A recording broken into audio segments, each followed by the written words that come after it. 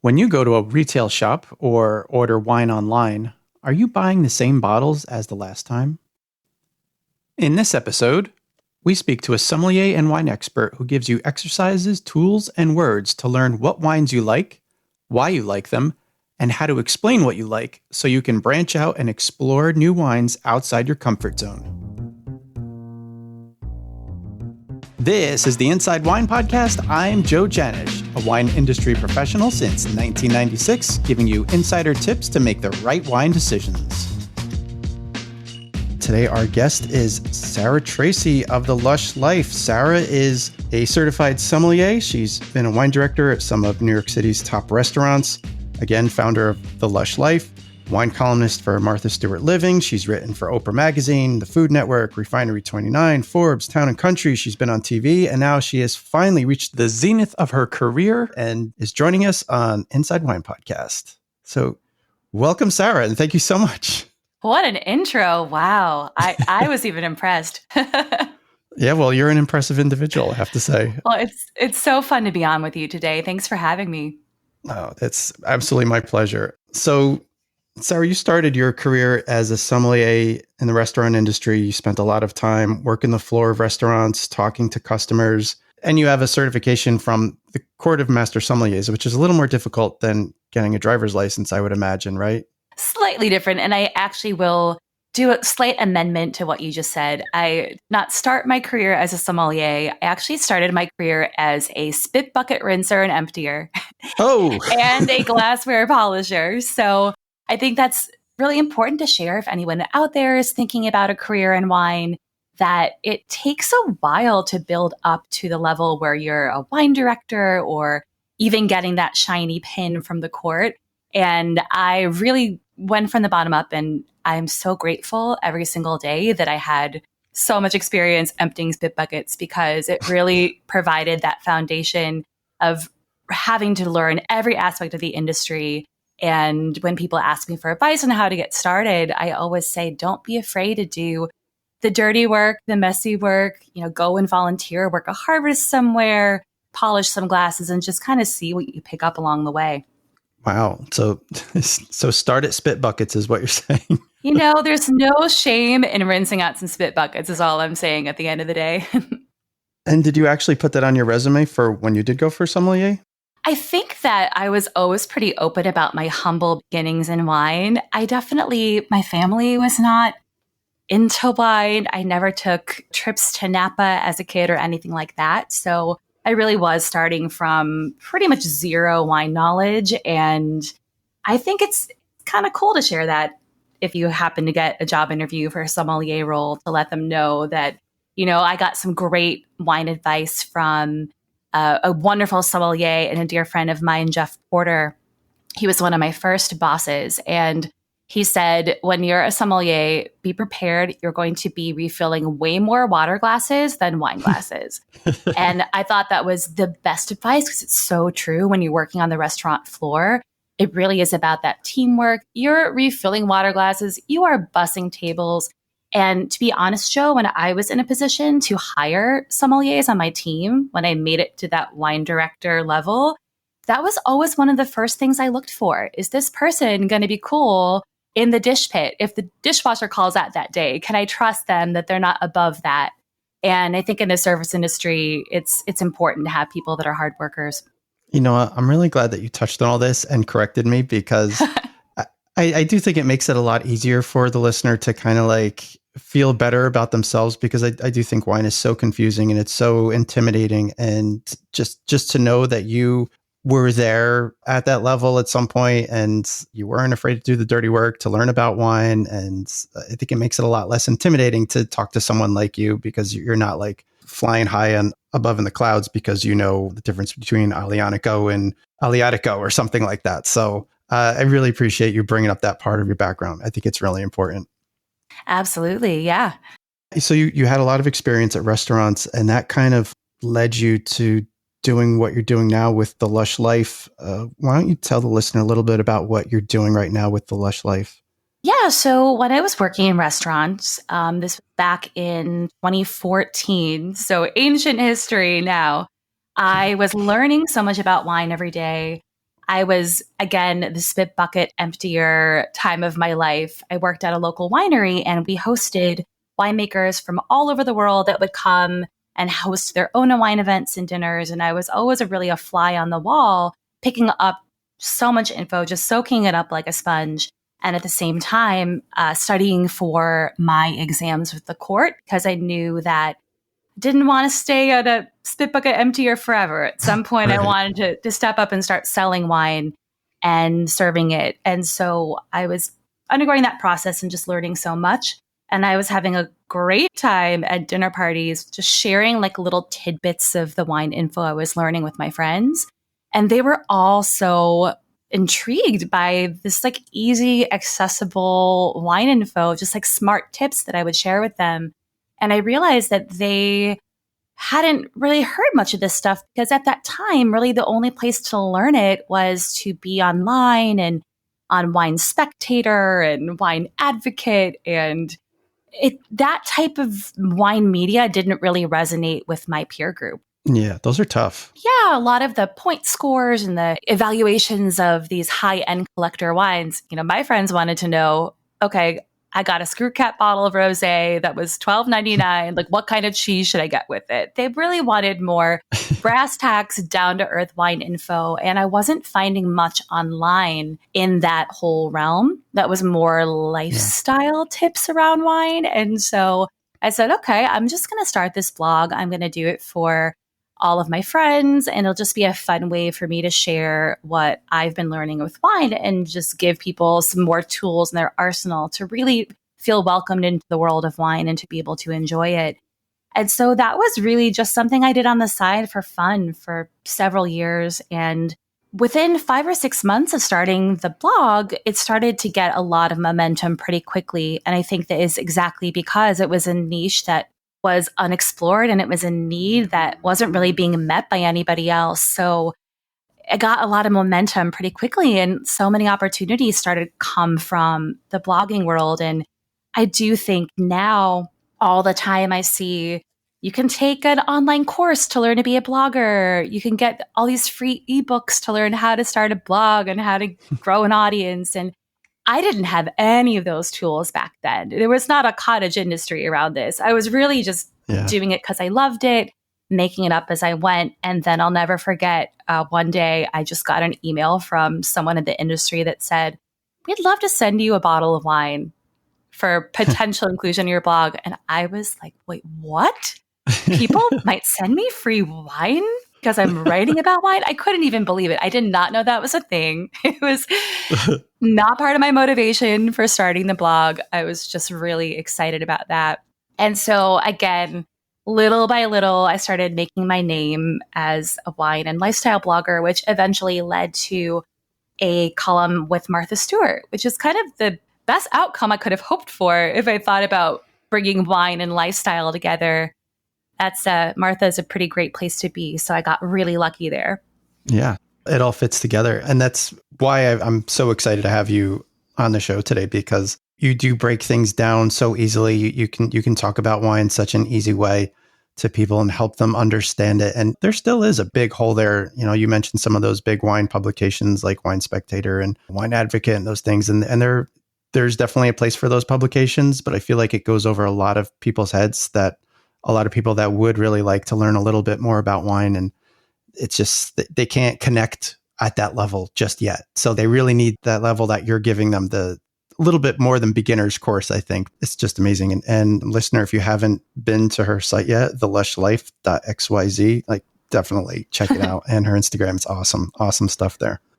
I am all about the shorthand with wine, Joe, like giving people that shorthand, giving you some quick tips, some buzzwords, explaining little things. That's the beautiful thing. If you don't know a whole lot about wine, every little bit you learn is like exponentially beneficial in your wine drinking career. So it doesn't take a lot. That's the good news about wine. It doesn't take a lot of info to really catapult your knowledge. Yeah. By the way, we're recording this in the middle of September of 2020. So we're in the middle of the pandemic, and a lot of people are not going into the stores anymore. They're ordering online. They're certainly not going into restaurants as often, if at all. So they're not getting the advice of a sommelier. What would you do to help someone kind of explore beyond the usual Chardonnay that they pick up or the usual Prosecco, whatever it is? Like, what kind of advice can you give people to kind of guide them toward wines that they'll like, but maybe they've never tried before, just so they can explore like maybe they did before this whole pandemic hit us? Yeah, that's the unique thing about the world we're in now. People are really being left to their own devices to figure out their wine purchasing. Yeah. It used to be so easy. When I first started blogging, I would walk to my neighborhood wine shop and they had a $12 and under table. And I would just pop in there. The staff was awesome. I knew that they had curated a great selection. And I would just pick like the wine with the coolest label off that table and I would be done. How many people can relate to that? Like choosing a wine by the label is very real. And we see that in another sense, which is actually one of the first tips I give you. I really encourage people, and this is a tough habit to break, especially if you're buying wine online, to let go of the obsession with point scores. Okay. This to me is huge. I think they can be a good tool, but I also think a lot of people get very caught up. Well, if this wine didn't get a 95, then I'm not going to buy it. And if that wine critic, their palate doesn't line up with your own, that's not helpful. There are a lot of really beautifully made wines that I know are very high quality that I just don't really enjoy drinking. It's just not my palate. Some people, with you on that one. Yeah, some people just, maybe you're not a chocolate ice cream person. Chocolate ice cream is amazing to 95% of the world, but maybe that's not what you personally like. So I really try to give people exercises and tools that they can use to help them decipher their own palate and not just to be depending on what Robert Parker or whoever said was a good wine. So the good news with this is that you have a fun homework assignment is just to taste as much wine as possible. And Joe, you touched on something that I also see a lot. People get very much in their wine rut. They're like, I know I like Malbec from Mendoza. That's what I drink. Yeah. And if that's all you ever try, you're missing out on a lot. Bringing it back to ice cream. If you've only ever tried vanilla, how do you know that you love Rocky Road and pistachio and strawberry? So I think that to try to diversify what you're tasting as much as possible. And one great way to do that, to be honest, is looking at those wines that are under $20. There's a lot of great examples of wine in that $15 to $20 range. And it's a pretty low risk investment, right? So you can stock up on a couple unknown bottles that are $16. And guess what? If you don't love them, you haven't dropped $80 at a restaurant on a wine that you don't know what you're looking at when you just pick something off the list. So Right. I think that's a nice idea. And really my favorite thing to do is something that we call in the industry called comparative tasting. Super fancy way to say you have two bottles, both open at the same time. They're each poured into a glass next to each other, and you can go back and forth between the two. When you taste a wine on its own, I often find it's in a little bit of a vacuum. And you might be like, okay, I think I like this. But when you taste it next to another wine that you adore, you're like, wow, I actually realize I don't really like this that much. I like that. So one thing I give as a homework assignment, people that learn from me is very simple, elegant way to start is the old world versus new world comparative tasting. Oh, okay. And that's simply grabbing a bottle, let's say a Left Bank Bordeaux Red, which is going to be based on the Cabernet Sauvignon grape, and then grabbing a bottle of California Cab and open them both and taste back and forth. The differences are pretty profound when you have them both in front of you, and you might really be drawn to the New World expression of that grape, or you might really be drawn to the Old World. And if you keep repeating this, I find that you'll see a clear preference usually pop in there, even with white wines. If you try, for example, a Sauvignon Blanc from France, maybe from the Loire Valley, and then you try one from New Zealand, they're similar enough. They are based on the same grape after all, but they're so different in terms of their expression. And just by tasting them side by side, I find like that's a great way to go. And once you sort of get your head around that old world versus new world style, you're in business, because when you go to a restaurant and you know that you prefer New World wines, you've automatically eliminated like half of the wine menu. Right. I'm all Right. about like narrowing down your options as much as possible. And so I think that's a great thing to do, either Old World, New World, or the same grape variety from different parts of the world, or even the same grape variety made in a different style. So if you have a Chardonnay day and you have one oaked version and one unoaked version, so two different styles of the same grape, you might realize you're drawn to one more than the other. So I think really you just have to taste a lot and keep track of, to eloquently put it, like what rings your bell? Like what wines do you just light a fire in you in some way? And really you can't get that from reading a lot of articles. You really need to do it from sitting down with a glass in front of you and tasting. Yeah. And just in case our listener doesn't know what we're talking about, Old World is generally wines from Europe, and New World is just about everywhere else, more or less, just in general. I'm glad you brought up the varietal, the grape type comparison, because so often I talk to somebody and they'll say, oh yeah, I love Chardonnay. And I don't know what that means. Exactly. Because it can taste so different from so many different places. Like usually when people say they love Chardonnay, they usually mean oaky, buttery Chardonnay from California, just because that seems to be the most prevalent wine that we get in the United States. But to your point, like the Sauvignon Blancs, like if someone says, oh, I love Sauvignon Blanc, you might not love it if it's from New Zealand versus, like you said, France. So that's a really good, I like that tip for doing some comparisons. Yeah. And on the same note, I mean, if you really want to get geeky with it, you can start a wine tasting journal or even a spreadsheet, which is what I have. And I just keep track of the wines I taste, and I just look back at it and see if there's any trends of the wines that I enjoy more. It's really funny. Like sometimes people will do this, and two wines that will seem to have not a lot in common, they're able to kind of dig deeper and say, actually, they do have more in common with my palate. You might look back at your spreadsheet and say, wow, I really like medium to lighter bodied reds that are low in alcohol, that have generous red fruit and a little bit of earth to them. That every single wine I've tried that fits that profile is for me. And that could apply to a Pinot Noir from the Willamette Valley in Oregon, and also a Cru Beaujolais. You might like both. They wouldn't seem to have a lot in common, maybe on the surface. You might have a brand new winery in Oregon, a fifth generation family farmed wine from somewhere in rural Beaujolais. The winemaking practices might be different, but there might be enough in common that you're, again, kind of narrowing down things that you personally find appealing in wine.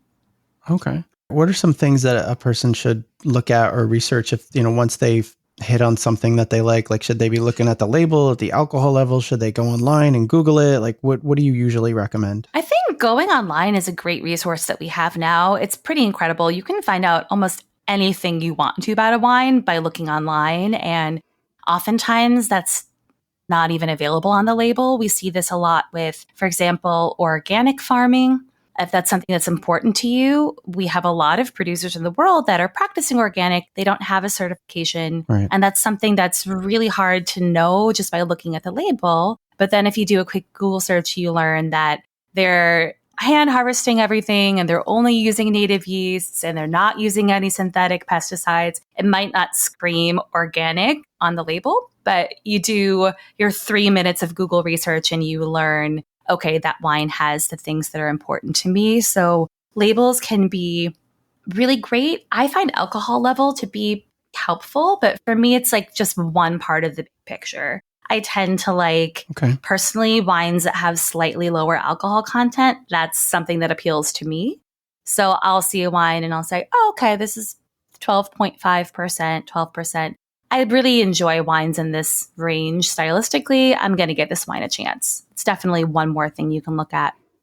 Okay. And when you do start searching online, to your point, there is a lot of information that you can find, but it can also be a little overwhelming. So are there like certain things that a person should kind of like hone in on? Like, should they look for acidity? Should they look for some kind of winemaking method? Or one tip that I love to give is become a fan of a certain winemaker. You know how chefs have fans? Like there are celebrity chefs and people are like, I follow Jean-Georges or I follow Mario Batali, or maybe not Mario anymore. But I think that what people need to kind of get their head around is that there are essentially two main aspects of creating a wine. The first is what Mother Nature does, right? The climate, the soils, the farming, all of the things we talk about when we talk about geography and geology and climate as it relates to wine. And then we have the human touch. What happens when the winemaker brings all that fruit into the winery and gets his hands on it? There's definitely a marketing buzzword that's like, the great wines are made in the vineyard. But if you've visited a few wineries, you know that's not exactly true. The winemakers have a lot to do with it. And if you gave a chef, let's say 10 chefs, you gave them the same basket of ingredients, they would come up with 10 totally different dishes, and some you would love and some you may not. I find the same thing to be true with winemakers. They're going to take that parcel of fruit, they're going to put their own style on it and their own stamp. And if you really love a wine that a certain winemaker is crafting, his style is like really aligned with your palate, find out what else he's up to. You'd be amazed. So many of these guys, like they might be known for one wine, but they're consulting at 10 other wineries and they're mentoring all these other people. So you might want to check them out. Maybe you'll follow them on social media and see what wines they're drinking and opening. I feel like that's a fun exercise because sometimes, you know, regional tastings, you can have two wineries down the road from each other and they might be making pretty different wines. So while the region is obviously important in terms of the DNA of the wine, the style of the winemaker and what they do to create their finished flavor profile, I think is pretty individual. And so, yeah, become a fan of a winemaker. That's a very fun project. That's really cool. You know, I had not really thought of it that way, but you talked about the whole chef thing. And the first thing that came into my mind was people who watch Iron Chef. Oh, yeah. And, you know, that there's that one ingredient, like, all right, here's 5 winemakers and they're all being given Pinot Noir. Go. Like, yeah. And some of them you might adore. And then others you're like, eh. I mean, we've all been there in the industry. You know, I can't say I love every single Cabernet that comes out of Spring Mountain in Napa. A lot of it has to do with the winery, the winemaker, their style. And I think that's a fun way to look at it. Yeah. So, okay, let's say now our listeners found a wine or two that now they've really enjoyed that they've never had before, thanks to doing some comparisons and finding a winemaker they like. How do they now, like, if they do actually get to talk to another person in their lifetime, because it seems like this pandemic is going on forever, or maybe there's going to be like a virtual chat on a online retail site. How can that person best express what it is that they like to drink? What kind of language how can you help a person kind of like, because that can be tough. Like for us in the industry, we have all these crazy descriptors for the different wines. You know, this wine's, I like wines that smell like tennis ball can and taste like, we've had some strange ones, but how can like the regular normal person kind of express themselves and describe what they like? Can you help empower them? Like, what is it that you do to help empower them that way? Yes. So I will say that when you are studying to be a sommelier, they actually tell you, do not go to a table and start talking about cigar boxes, boysenberries, tarragon. Like, stay away from those really specific descriptors because those aren't universal. Like, my cigar box might be your tobacco pipe from your grandfather. Who knows? You know, these are all highly subjective. And if I say blackberry and you say blackcurrant, we might actually be describing the same thing. So they tell us in the sommelier community, it's actually helped me a lot to practice this, is really to focus more on the building blocks of a wine and not so much those specific little quirky tennis ball can descriptors. So I have 4 I can give you right now. And maybe everyone listening should whip out their notebook and get a pen ready. But the 4 that I focus on the most, the first is the structure of the wine. So those are our 2 buddies, acid and tannin. So that is going to tell me a lot about your particular wine preference, how you feel about acid or acidity in wine.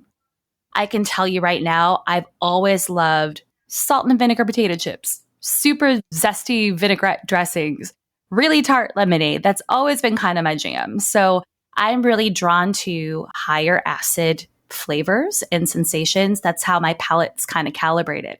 But for every zesty vinaigrette dressing person out there, there's also a ranch dressing lover.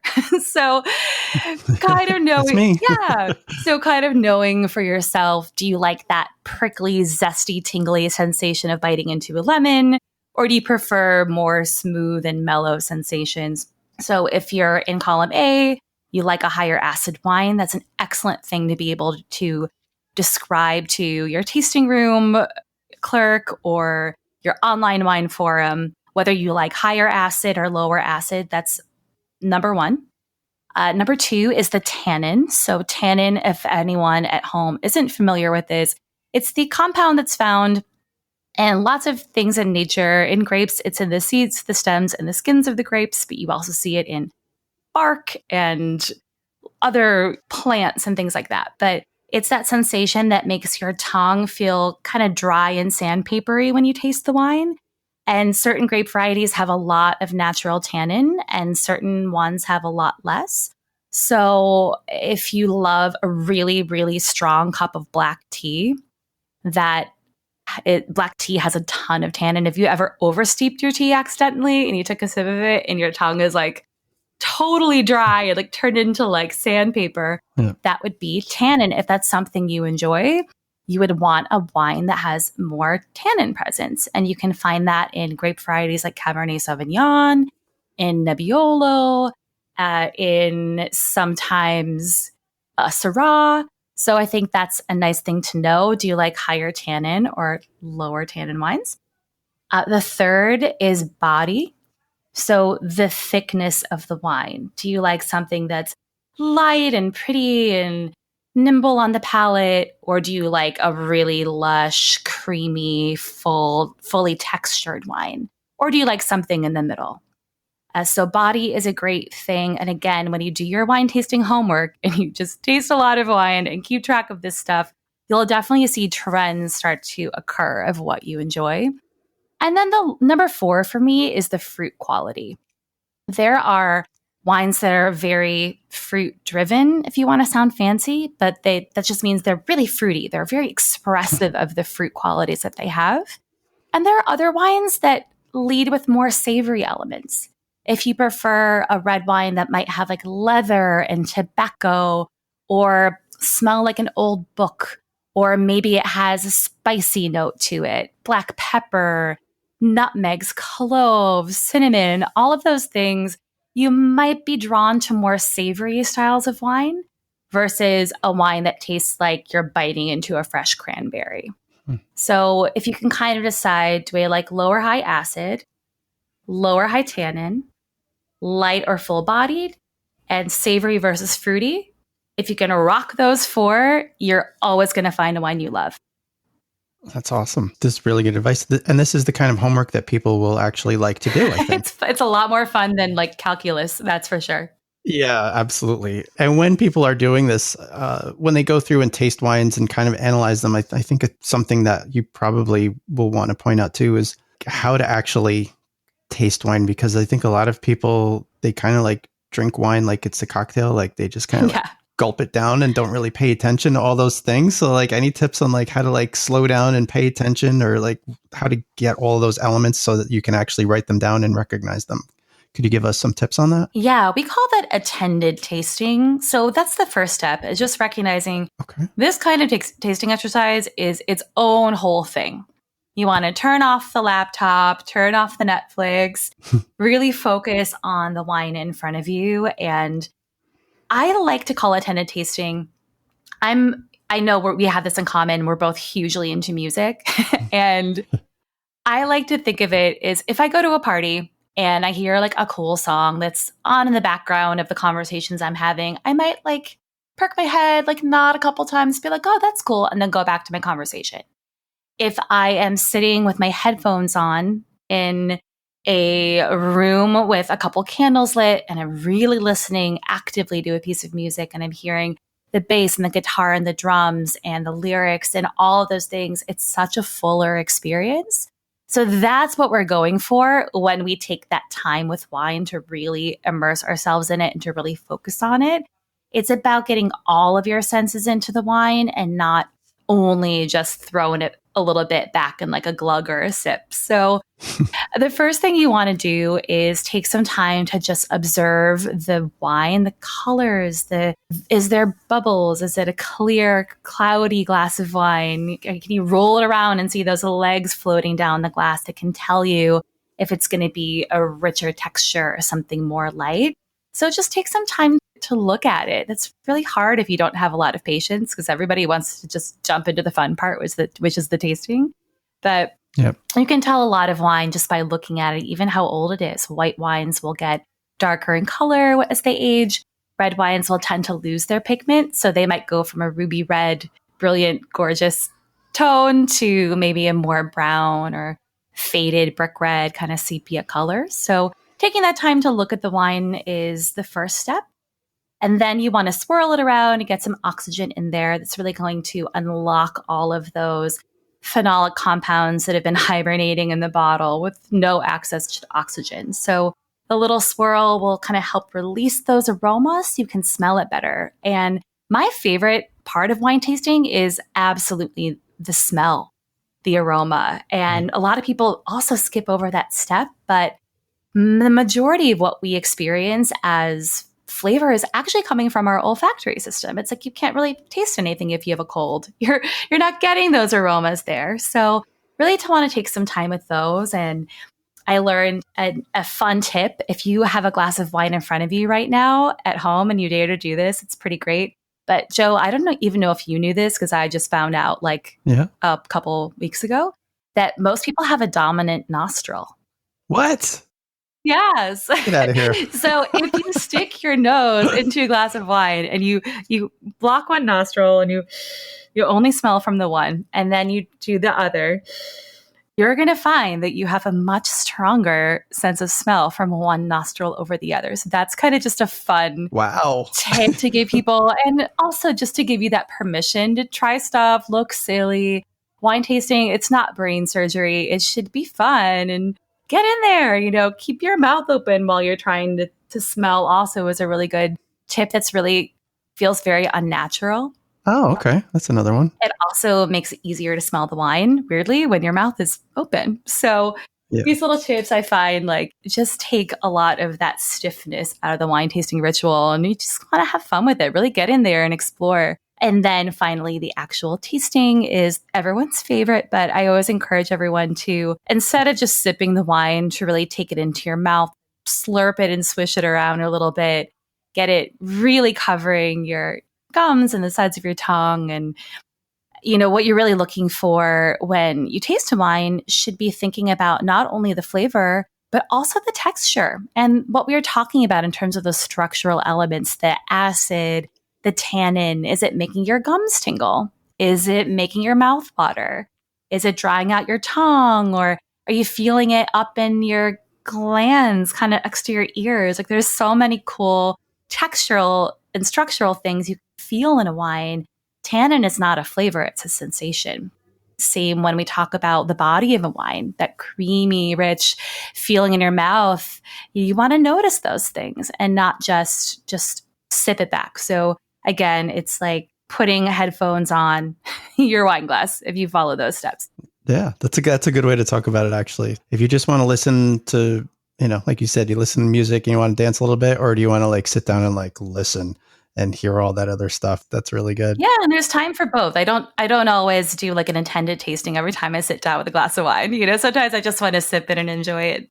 Yeah, absolutely. I feel like the one thing that a lot of people have a hard time with is the difference between tannins and acidity. Yeah. Because they're both sensations and they're like, oh, I feel like it's drying, but I don't they can't really pinpoint if it's drying from the tannins or it's drying them out from the acidity. So maybe just really quickly touch on how a person can tell the difference between those two things. Yeah, for me, the acid component is always that idea of waterworks. Your saliva glands after you have acidic something in your mouth should really be working overdrive. You should feel a gush of saliva. That's probably not the most elegant way I could put it, but we're being real here. It's not romantic. Not romantic at all. You should feel a gush of saliva in your mouth when you have a high acid wine. And again, that kind of tingling, prickling feeling. Again, bite into a lemon. Remember what that feels like. And you will understand what it is like to have acidity in a wine. Right. The best way that tannin was explained to me in one of my courses when I first started learning about wine is it's like a cat's tongue. You know how cats' tongues are rough? Yeah. If your tongue feels like a cat's tongue, that is tannin. Okay. Simplest way I can put it. That's a good tip. It's a good tip, that's right? A good tip. That's very good. Yeah. Never thought of it that way. Yeah. If you've never felt a cat's tongue, go find a friend with a cat. Yeah, or just get 200 grit sandpaper and run it over your tongue. It's about the same thing. Exactly. These are really good tips. I wanted to definitely get into the tannin and the acidity because that's something that is so crucial, I think, when you're trying to explain the kind of wine that you like. Yeah. And again, just to drive that home that this is all a personal preference. You know, some people just hate the sensation of tannin. They would rather have anything than tannin. And there are wines for you. If you don't like tannin, you're going to go for lower tannin grapes like a Pinot Noir. All right, Sarah, that's really good advice. I think that you've really given a lot of help to empower our listener. Because you've given so many great tips, this is just kind of like a tease to all of the really great information that you have that you can help people with. How can the listener connect with you after this episode and learn more from you? I would love that. So you can find me on Instagram. I'm very active on there, Joe, as you mentioned, and I give tons of fun tips. Right now, we're doing lots of wine and cheese pairings. So if that's something you're interested in, you have to come see me. I'm working with Cheeses of Europe, and I'm showing how to pair all these cool artisan cheeses from France with wine, which is very, very fun. So on Instagram, I'm at thelushlife.xyz. And then the real meat and potatoes of what you can learn from me is actually on my website. And that is, I should plug this because Joe, you've actually done this. I have a quiz on my website where you can answer some quick questions and it will tell you what kind of wine personality you have. And also it'll give you 10 wine recommendations from me, specifically customized to your specific wine style. And they all have shoppable links. You'll be able to get your shopping list, order some wine, and there are wines that I will personally guarantee you'll love. So that is thelushlife.xyz/quiz. So take the quiz. It's really fun. Yeah. And I'll tell you, I took the quiz and I can verify it is spot on. It turned out, it said I'm a homebody. Yes, I am. Gave me all different wines that I absolutely would like, I'm sure, because I've seen a lot of them before and tasted them before. So yeah, absolutely. Head out there and take the quiz and get started on your wine exploration. Yay. Yay. Sarah, thanks so much. Thanks for having me. Have a good rest of your day.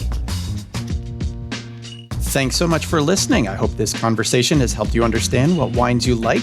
If you enjoyed this episode, please tell a friend and make sure you hit the subscribe button so you get all future episodes the moment they are released. While you're waiting for that next episode, you can learn more about wine at wine365.com. There's something new there every day. Until next time, remember, wine is food. It's from a place. Enjoy it responsibly.